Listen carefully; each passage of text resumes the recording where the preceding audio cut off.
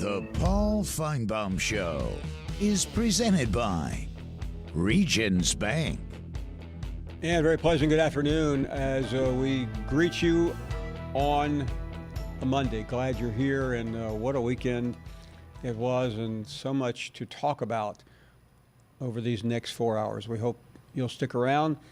Let's start with a disastrous football Saturday in the state of Alabama. Certainly Auburn losing, but it was all about Tua. What happened a few miles away in Starkville, Mississippi, still has most of the sports world talking. Stefano Fasaro with an update from Houston. Tua Tagovailoa underwent successful surgery to repair his dislocated right hip here at the Memorial Hermann Texas Medical Center in Houston. I spoke to several hospital officials, and they told me that the procedure went as planned with no issues.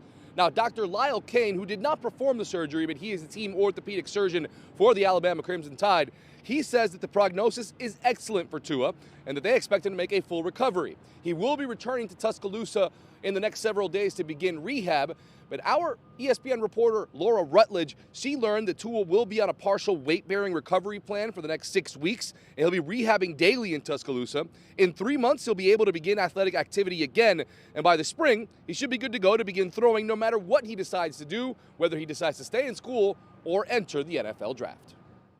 Well, whatever happens, we will certainly be following it, and Nick Saban today very somberly addressing the media in Tuscaloosa. The guy was healthy. He didn't have a problem with his ankle. Certainly didn't look like he had a problem with his ankle, which would have been the only reason not to play him in the game. It's an SEC game. Typically you play the best players on your team at every position. So why wouldn't we play him? If I knew he was going to get hurt, I wouldn't have played him. And if I knew he was going to get hurt, if I knew any player was going to get hurt, I'd have taken Raekwon out, I'd have taken Ruggs out, I'd have taken them all out. But unfortunately, we don't have that kind of hindsight. I'm not second guessing the fact that we played him. Nick Saban earlier today. Mark Schlabach is in Tuscaloosa watching what all of us are watching, the after effects of this devastating injury. Mark, thanks very much. Before we even get to the scene there, as someone who's seen a lot of college football, I mean, I know that there are big issues around the world and even in the world of sports, but I'm interested in your thoughts on the way this happened Saturday and really the reaction of almost everyone. No, I mean, I think there's still a state of shock.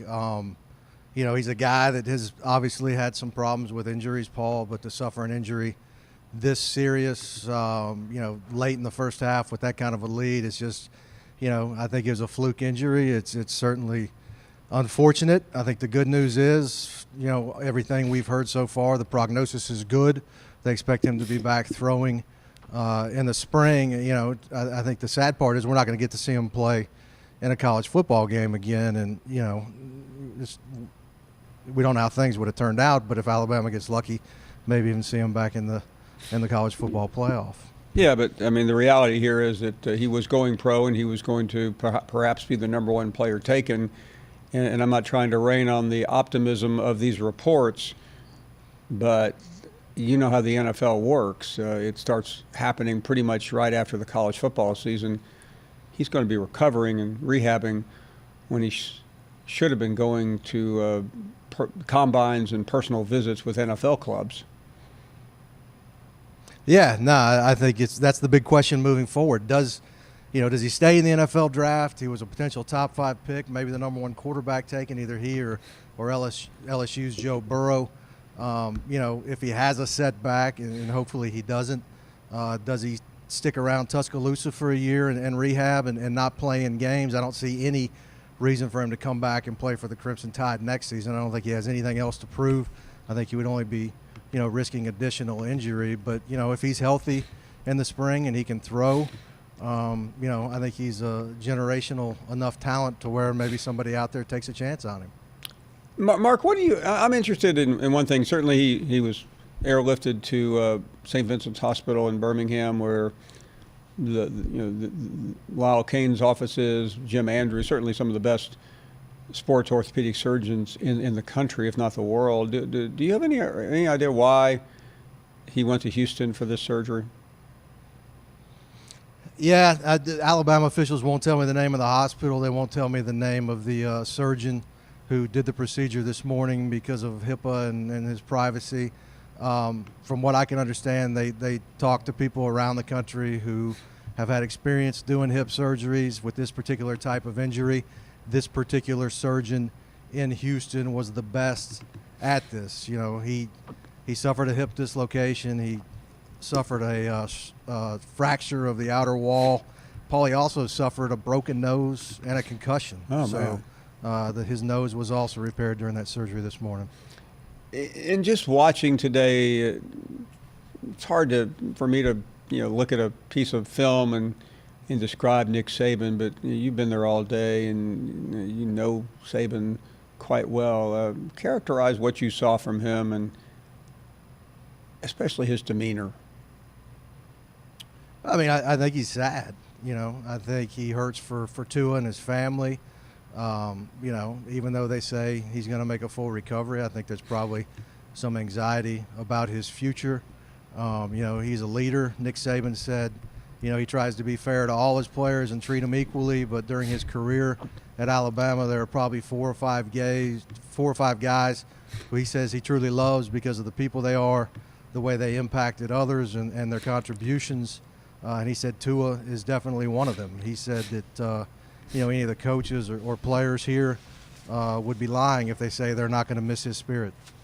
Mark, thank you. Thank you very much. We'll be back to you later if news warrants. Appreciate it. Mark Schleybaugh joining us from Tuscaloosa. So we've heard from the hospital in Texas and obviously from Mark. We will hear from more people.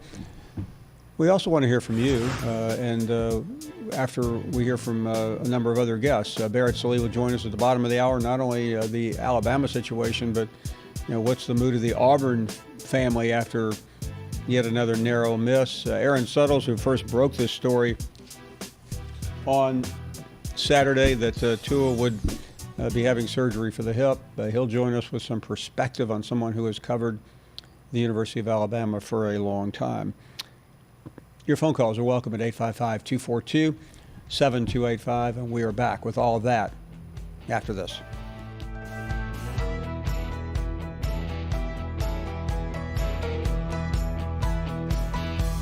The Paul Finebaum Show is presented by Regions Bank. Proud to be the official. To the segment we call low-hanging fruit. I think you know the drill. We've done it every week. We head back to the other room and see what the boys are up to. Some people's favorite segment. We're going to keep it on the field for the low-hanging fruit, Paul. We'll start off with this apple, and we will go. Ooh, this is interesting. Justin Fields' numbers, 31 touchdowns, 1 interception, will prevent Joe Burrow from having the most first-place votes in the Heisman ceremony. I mean, Joe Burrow is the best player in the country, but is he going to just run away with the Heisman, or is Justin Fields going to catch up to him? Well, you mean Justin Fields has a couple of pretty big stages left, so he can make it close. Confused by the question there. I'm going to take this lemon, and it says the LSU defense will cost them the national title. Is that low-hanging fruit? No, I think that's pretty accurate. It could very well happen. 400 rush yards to Ole Miss is a lot. All right, we'll check out this apple here. Double apple. Yeah, okay. Appled it up here. Oklahoma does not deserve a playoff spot. Low-hanging fruit or truth? Nothing they've done has impressed me. I mean, great comeback, but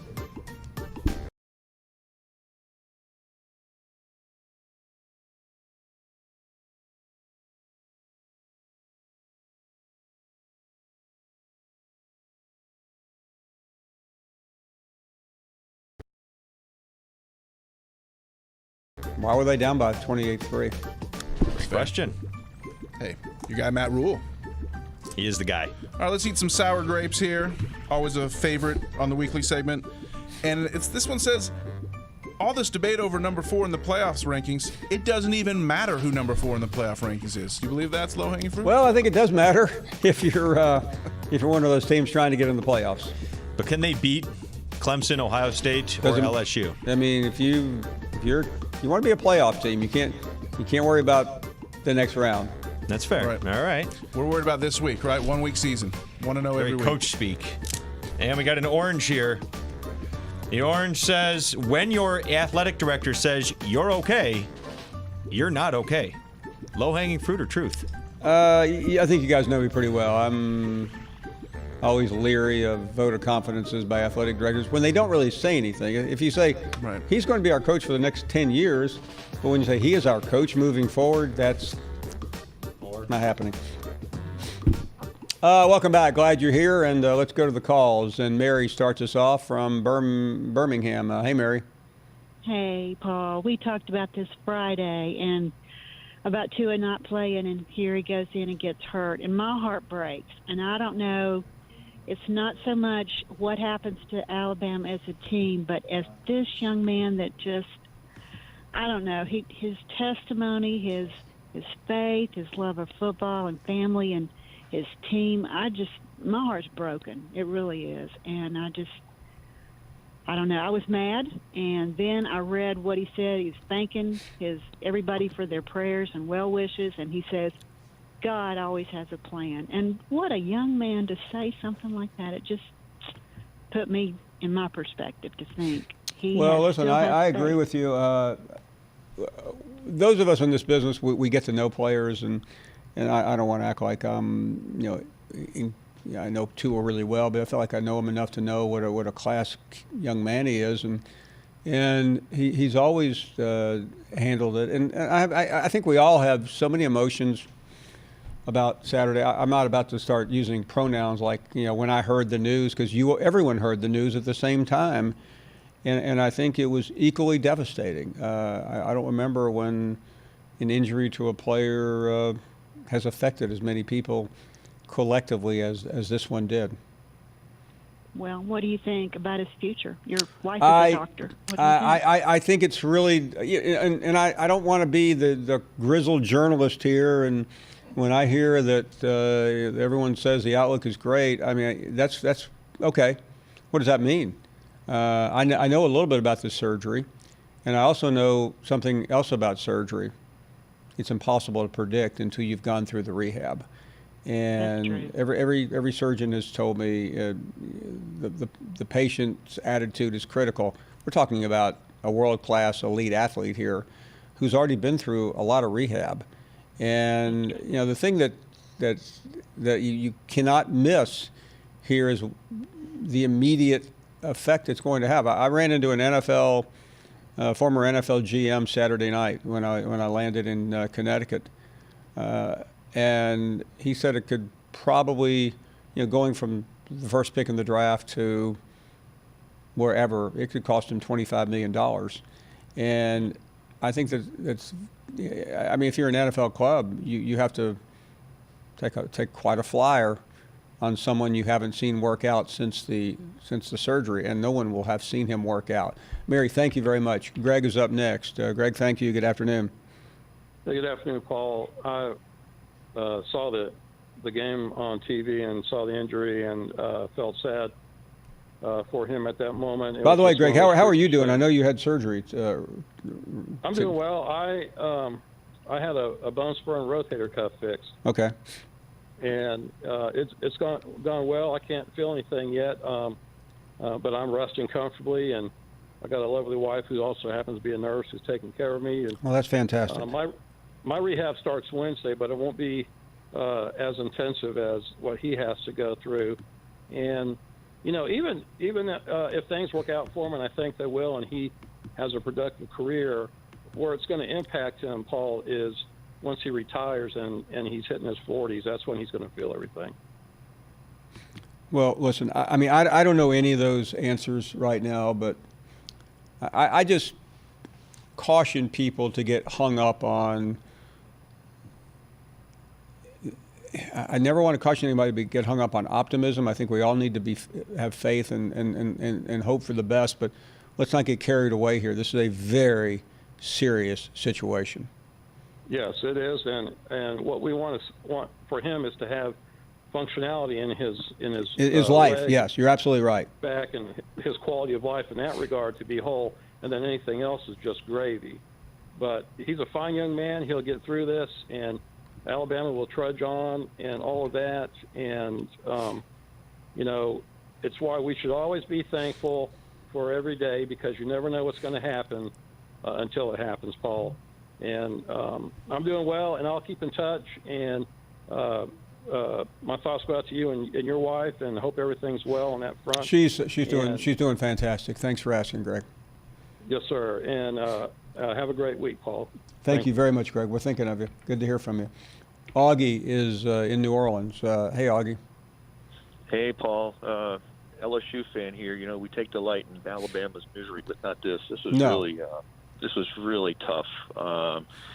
Like a lot of people, I watched the game, but to me, what was more amazing was after the game, Saban's post-game press conference there, right after the game. I've never seen the man so distraught. I mean, he literally looked like he had been crying. I know he wasn't, but I mean, you could tell. Listen, I thought devastated. I thought his halftime interview, he really was. You had to feel for him. I mean, I don't think his words were great, but he knew the severity of it. Everyone knew the severity of it. You mentioned something earlier that you never knew. You were questioning, was there ever a time when as many people were affected by an injury? But remember, Archie Manning broke his arm against Houston, really changed the trajectory of Ole Miss's season that year. I think it was 1970 or 71.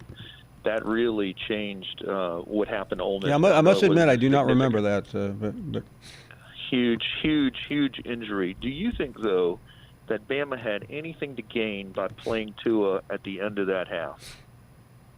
Well, I mean, I think the obvious answer after the fact is no.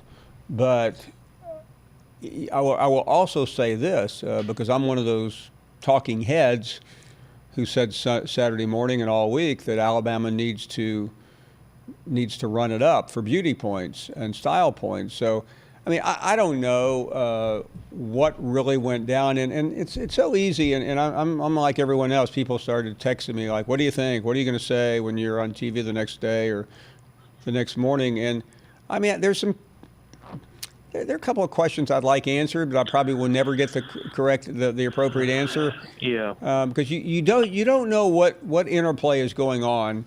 You got a family involved here that had to be consulted. Well, hey, that's a question I have for you, Paul. Are you aware of any blowback from Tua's family? In other words, do they hold the Alabama staff responsible in any way? Because nobody's really said anything, but the way questions have been framed leads you to wonder, why are they asking those questions in such a certain way? Well, I'll tell you, Augie, I don't know the answer to that, and I would keep my eye on his other son. Right. Listen, we've all been there. I mean, if it was even coming up, Paul, I don't know. Even a thought that his brother may, because of all of this, enter the transfer portal because of the way this Augie, I think out? It's too early to tell. I do know this, that Tua was not supposed to play. I mean, I know this. As late as Thursday, he was not scheduled to play. Saturday morning, he had not really practiced much all week, and they had taken an extra quarterback over there. And then Saturday morning, everything changed. Well, I can tell you they also lost a good D lineman, too. So this has really been a tough I mean, Stark Vegas was very expensive for Bama this weekend. Let me ask you this. In your opinion, has Dave Aranda's stock gone down as a defensive coordinator? I mean, dramatically. Has it dropped dramatically? I mean, certainly. I don't think so. I think he still has a really good reputation. I think the real question is, does he have the players? And I think you can't just examine this in the minute. This season's not over yet. He's played an awful. I mean, let's face it. This kid last year was running around in 6A high school in Mississippi, and this is what he's doing on the number 1 team. Now I know he's good, but he's really I know. He's a one-trick pony. He's a dive and run, and he's done it to a couple of schools, though, Augie. Yes, exactly. Are you now less impressed with LSU after this game? I came out of Saturday night wondering even more whether they could beat Ohio State. That's really what. So. That's where I came. I don't think so. And I believe purple and gold. Yeah, I know. They're going to have an enema in that defense if they're going to beat anybody like that. I think the SEC is in trouble this year if we're going to win a national championship. Of course, I'm hoping. No, I'm with you. I want us to win it, but I am very skeptical. We are in agreement. Thank you. Always great to talk. Your view. Thanks. Appreciate it. We're up against the break. A lot of questions. And listen, I don't remember a Monday when I think I had fewer answers to more questions than this Monday, but maybe collectively we can all find a few as we work our way through. Barrett Sallee will join us next. We trust he has a few answers. Guys, certainly, part of the issue the other day was running up the score, and I think that's part of college football now. Oh, it's a huge part of college football. I mean, it has been since the days of the BCS even. And I think that had to have played, at least maybe not a major factor, but that's certainly one of the factors that goes into this whole calculus of everything you do, like whether to pull Tua. You knew he wasn't finishing in the game, but whether to pull him right at that moment and give him the 2-minute drill practice. I saw an argument today that, Bama has been particularly bad in the 2-minute drill this year. They had the LSU where they gave up the turnover and gave up a score again right at the end of the half. So there's maybe some legitimacy to that idea of wanting to get a 2-minute drill in. I don't know. What do you think? No, there probably is, but it is unfortunate where we're in this age with the playoff where you can go undefeated and then you're in if you're a Power 5. But if you don't go undefeated, you have to impress. You have to hold the defense. I mean, we're talking about LSU, who's had an incredible season, and how their defense is giving up big points. We're talking about, everybody. You have to earn that 4 spot by impressing the box score mentality. So people in a committee of 13 can sit there and watch your game and say, well, look at this. They gave up only 20 points, and they scored 52. Paul, I mean, is this the road? Is it always going to be like this? Are we just destined to keep it like this? I mean, to me, this is where we are in college football. It's a joke that schools have to go out there and win 52-7 as opposed to 28-7, and it shouldn't be that way. I heard somebody say today, "Well, Alabama needs to beat Auburn badly." I mean, we're talking about the Iron Bowl. Mm-hmm. Right. What's wrong with a 17-16 win? Right. I mean, it's a win, but that's exactly. You're going to have everybody else in the media. I mean, LSU and Georgia are playoff teams, enough. and they both won by 1 score against Auburn. Nobody complained. Right. Do you think an 8-team playoff makes that better or worse? I think it makes it easier, but listen, we're not going there right now, so we can waste a lot of breath talking about it. We welcome you back. Glad you're here, and really glad to get Barrett Sallee on. So many questions to hit Barrett up. Barrett, let's start with the biggest story over the weekend, and that's Tua. So many different factors go into it. Just your overall thoughts on that injury and what it now means. Well, I mean, it's just a bummer. I mean, as a college football fan, as a guy who likes great football teams and great football players, you just hate it for him. It's one of the most bizarre and worst stories in terms of player injuries we've had in the sport in a long time. I mean, the one that popped in my mind immediately was Willis McGahee back in the national championship game back when the U played Ohio State. So, and for Alabama, I mean, it's obviously going to be a lot harder to go beat Auburn on the road. Is it fair to assume that it's Mac Jones can lead them to a national championship just like Tua potentially could? No, I think it's the national championship might be out of the equation, but getting to the playoff, I think in the minds of some of those committee members, in certain situations, it might actually be easier. Let's just say, it's harder to beat Auburn. Let's just say if they do, okay, well, would a committee member value a one-loss Oregon Conference champion over a non-division champ Alabama?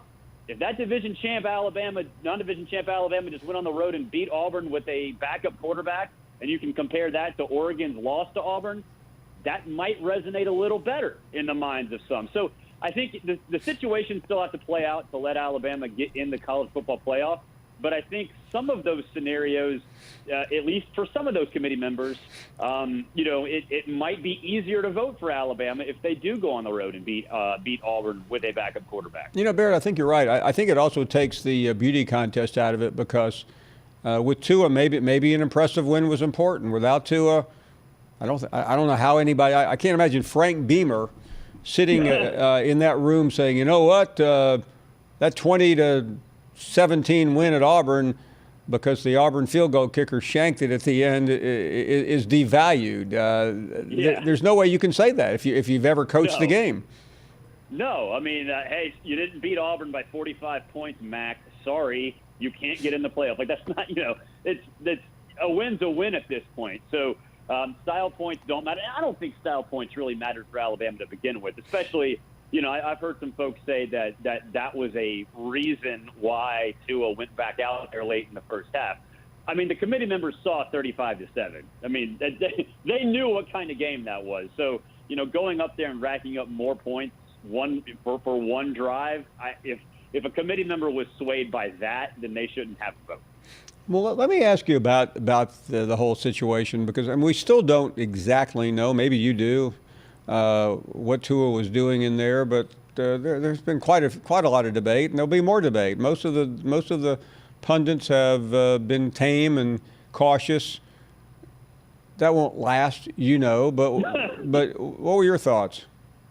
Well, I hope tame and cautious is how it lasts, because in my mind, if someone comes out there and wants to rip Saban or rip Tua or whatever for what happened, they're just doing it for the sake of having a hot take, and what they're actually doing is politicizing and trying to further an agenda that they probably already have anyway. And they're basically using this situation to their advantage, which is selfish and I think wrong.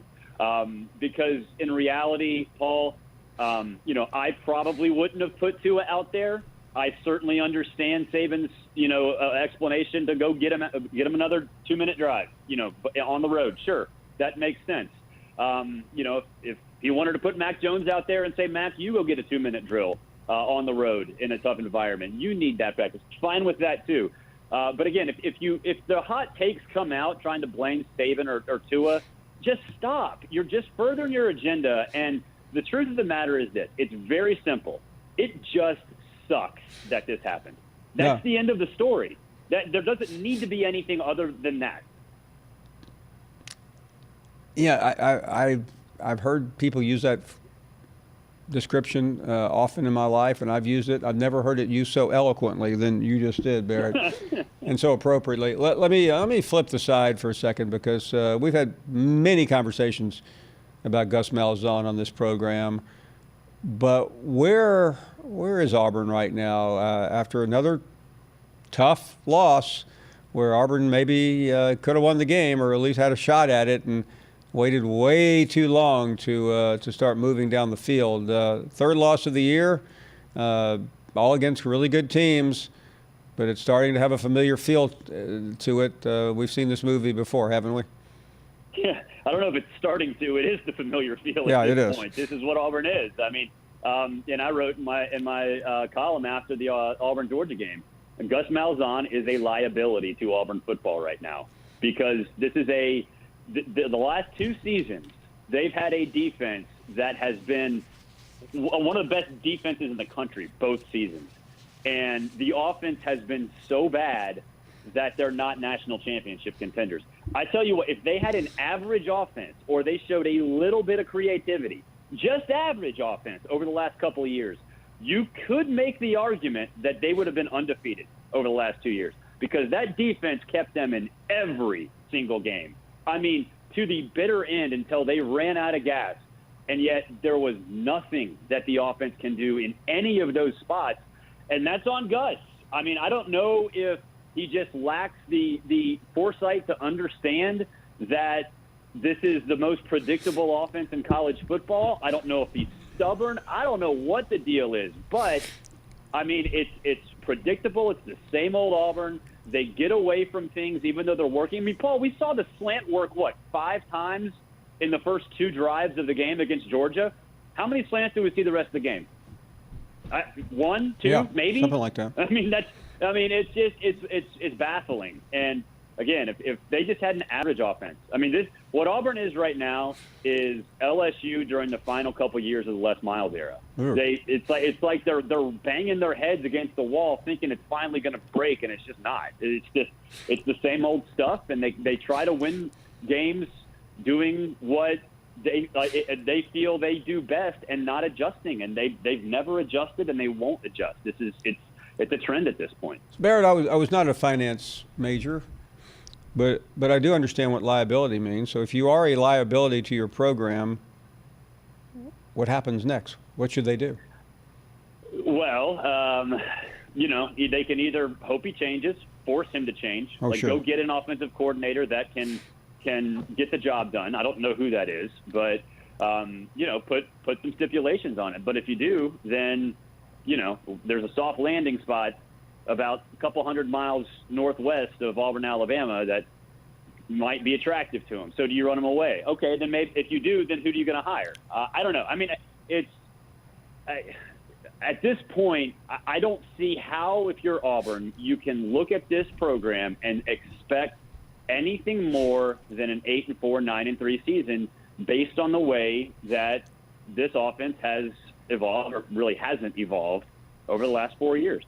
It's just not going to happen. So you try to force change if you're Alan Green, and if that backfires and Gus bails and goes to Arkansas, okay, that's fine. Go hire somebody else. And maybe that's a pretty simple solution. Maybe that's head coach Kevin Steele with a really good offensive play caller. If that way your defense stays the same and your offense might get better. You mentioned 8-4 being a liability at Auburn. That would be a ticker-take parade right now in Columbia, South Carolina, or Starkville, Mississippi. What about those two spots? What's going to happen? I think Will's fine. I mean, the vote of confidence always kind of elicits that response of, whoa, he's gone.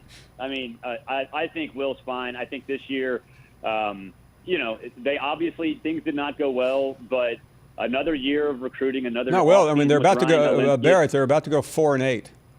They are, and that can't happen. But I think he deserves one more year. I think he has, from a development standpoint, has to work on some things. But from a recruiting standpoint, I think he's done a pretty decent job of targeting the right people, and he's probably going to do that again. So give him one more year. For Moorhead, they're not going to fire him.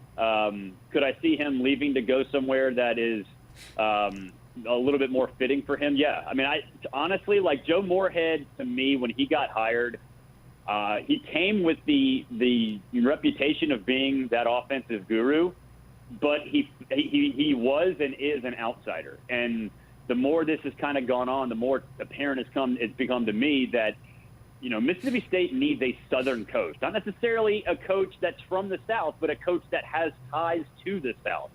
And Joe Moorhead has been a fish out of water. And I think from a recruiting perspective and from a program comfort perspective, somebody who has been around the SEC or just the South, whether it be the Sun Belt or ACC, whatever, fits them more, because that coach would understand a little bit more of the landscape and what they're trying to do in Starkville, which is a difficult spot to be successful. Finally, what do you hear on Arkansas, which does have an opening? I would be shocked if they don't call Mike Norvell. I mean, that would be – it's the natural spot for him. He's been recruiting a lot of these same schools. The relationships already exist.